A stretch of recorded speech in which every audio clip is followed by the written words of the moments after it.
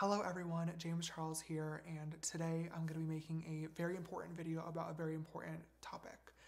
As many of you guys know, about 2 years ago now, I was involved with a very public online scandal in which some fellow YouTubers made some very serious accusations against me, and within the past couple of weeks, similar accusations are being made again, and I think it's very important that I get on camera and talk to you guys honestly about what is going on. When this first happened 2 years ago, I uploaded a video to my channel called No More Lies, and that video was a very planned video. It focused on receipts and screenshots and defending myself in the situation, but I want you guys to know that this video that I'm going to be making today is going to be nothing like No More Lies.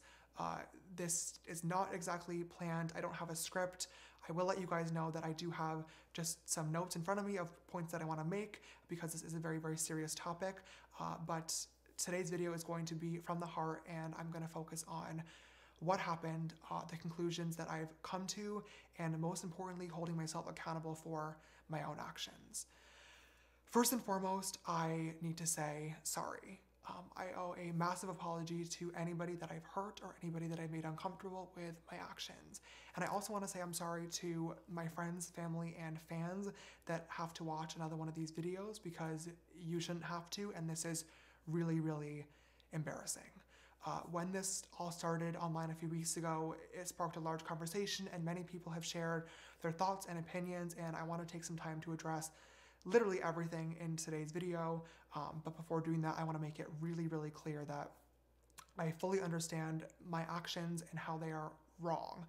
There's no excuse for them, and I don't plan on making any in this video either, and I hope that you will choose to watch it all the way through.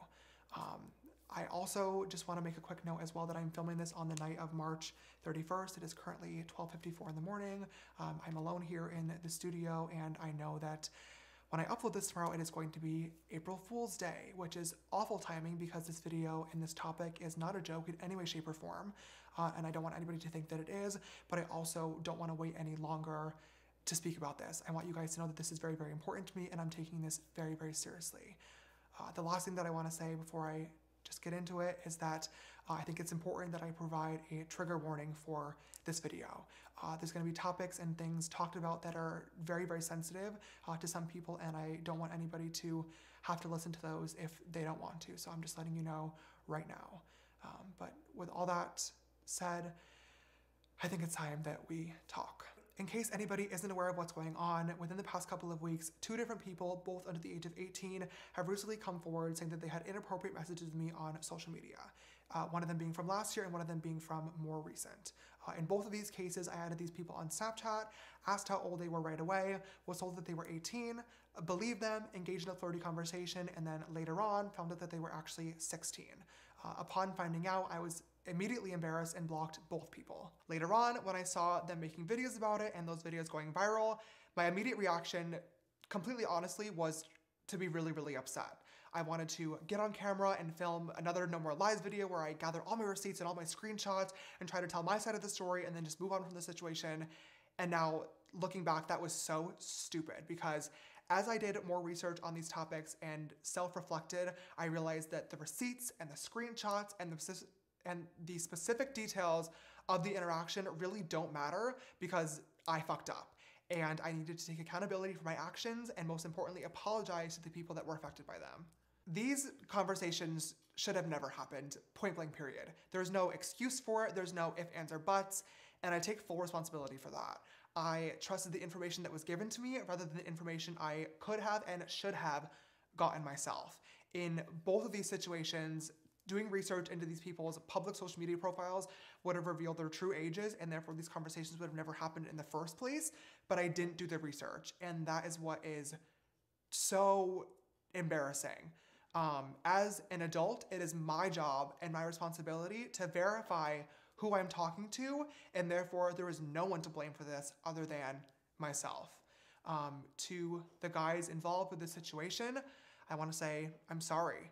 I'm sorry that I added you, I'm sorry that I flirted with you, and I'm really sorry if I ever made you uncomfortable. It is completely unacceptable. I was being reckless, and after looking back and finally realizing that this was my own fault, I started doing a lot of thinking and reflecting to really try and figure out why I was actually allowing myself to be so reckless in the first place. in all other areas of my life, my friends, my business, I like to think of myself as pretty put together and on top of things.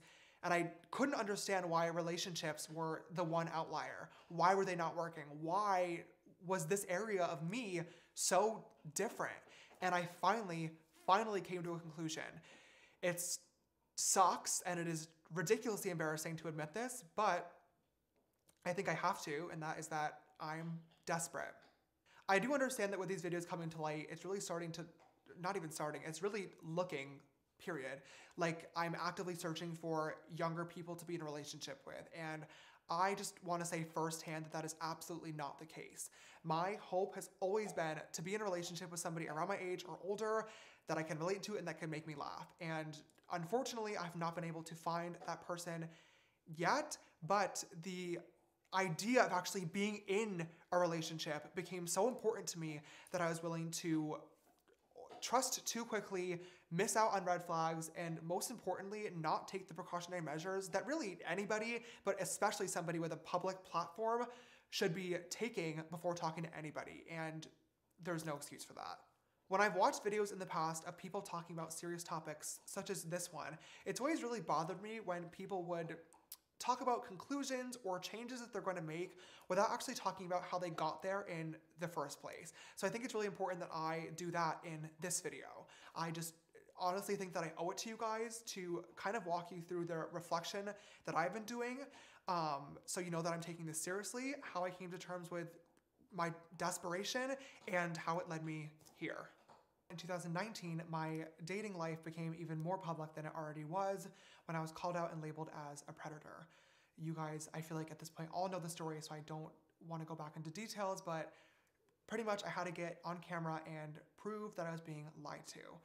I had all the receipts to back it up, but at the time I also recognized that I definitely needed to change the way I was going about dating because clearly something was not working.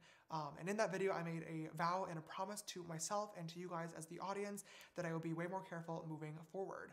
And that promise was not one that I kept. I'm gonna be honest with you guys, at the time that I posted No More Lies, I really thought that like the only issue was kind of like the straight guys and being lied to.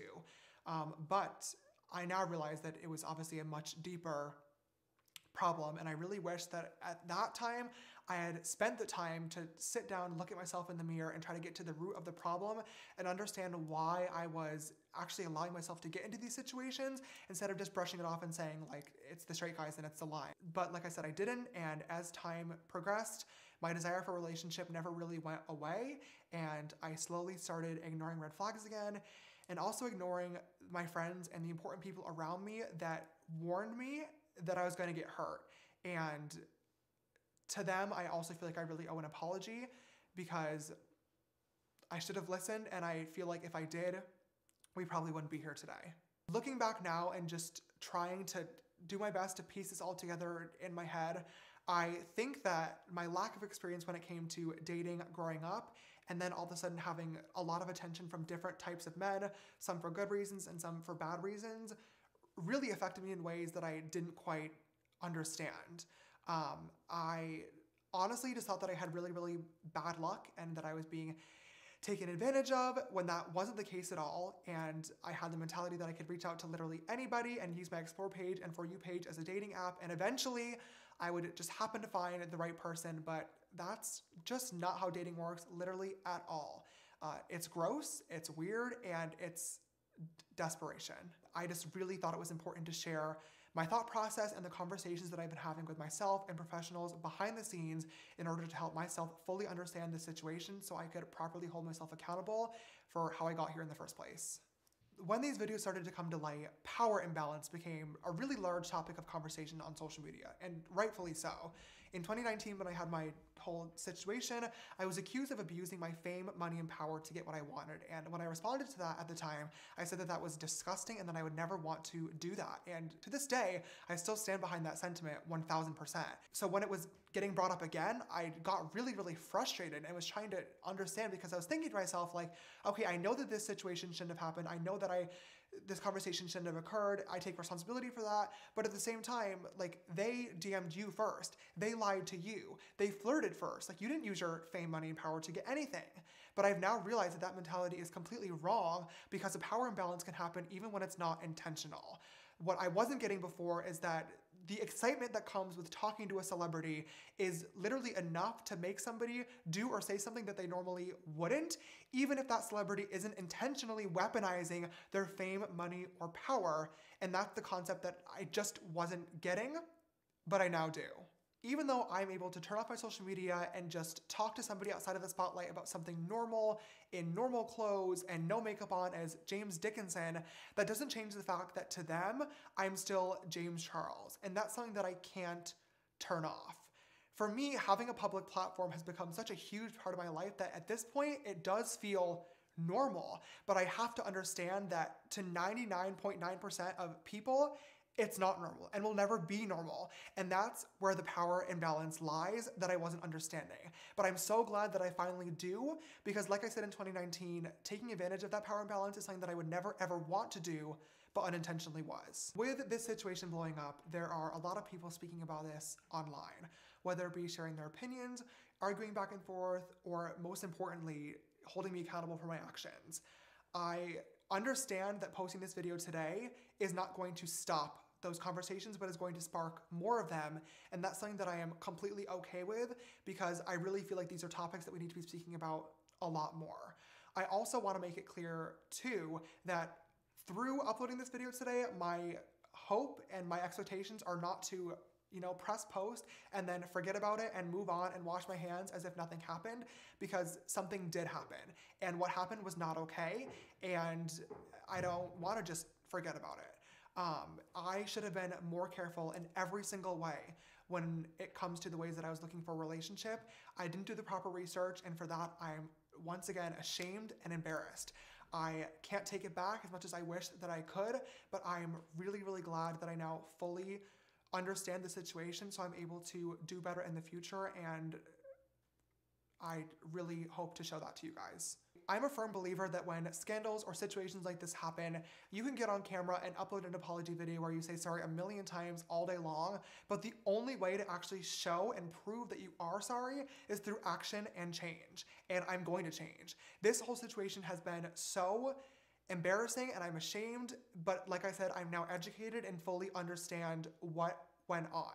And I'm making a promise to all of you right now on camera that I will be way more careful moving forward with every single person that I speak to. My For You page and Explore page are not dating apps, and I will stop treating them as if they are. I also have already started asking for proper identification from every single guy that has either reached out or that I was speaking to, and will continue doing so for the rest of time. I now understand the root of the problem. I understand how and why I, and only I, caused myself to get into this situation. I understand that this could have and should have been easily avoided, and I also understand that I need to be aware of my platform at all times.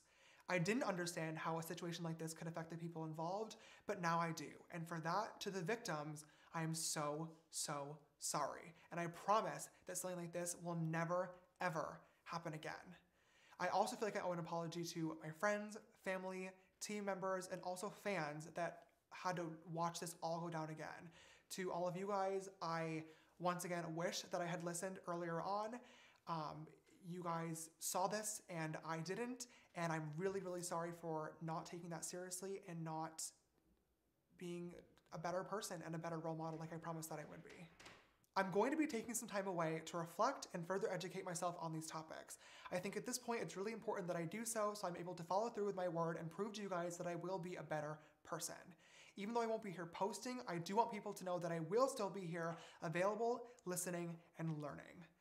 At this point, if you made it all the way through the video, I really appreciate it and just wanted to say thank you for listening, and I hope to never disappoint you again.